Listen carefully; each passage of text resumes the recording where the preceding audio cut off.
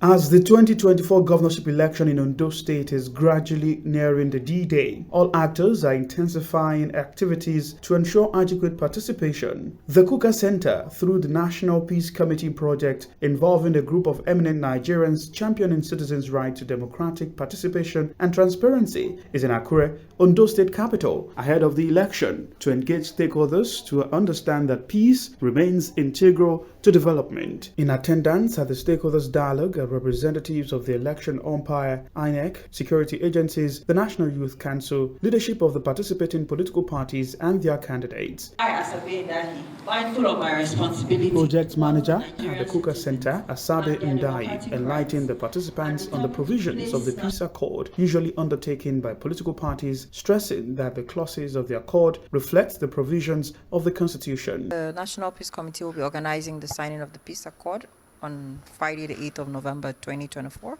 And ahead of the signing, we decided to engage critical stakeholders so that we can discuss the contents of the Peace Accord so that they're familiar with it. On Friday will not be the first time they're seeing it.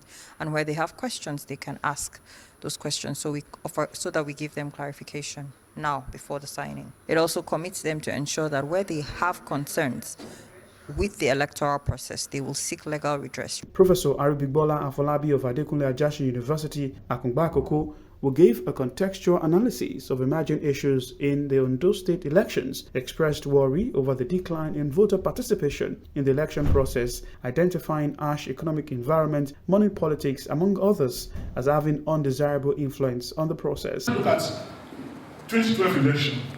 The turnout of registered voters was about 38%. In 2016, it dropped to 35%. In 2020, it dropped to 25% of registered voters voted during those elections. The chairman of the Inter-Party Advisory Council, Olaoluwa Adesonya, and the chairman of Ondo State Peace and Mediation Committee, Shola Adegbomire, described the engagement as an important step towards securing a peaceful election. Not only on mobilization, we should appeal to them because we want this election to be violence-free, and by the special grace of God, it's going to be violence-free. Only through unity, understanding and accountability can we navigate and overcome the complexity inherent in our democratic process. During a plenary session, representative of INEC, the Nigeria Police Force, and Nigeria Security and Civil Defense Corps pledged to stay neutral and work in line with the law. I'm talking on behalf of all the security agencies that participate in this election. We will never compromise ourselves in any way untold. And those of us that we have good intentions, we want to vote, come out and exercise your civic rights. 48 hours to election, 78 hours, 72 hours to election. We should not record case of perceived victimization of the opposition.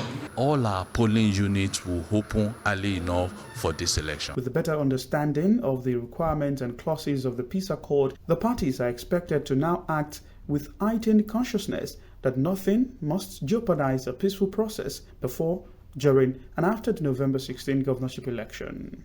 Zaheed Aribisala, OSRC News.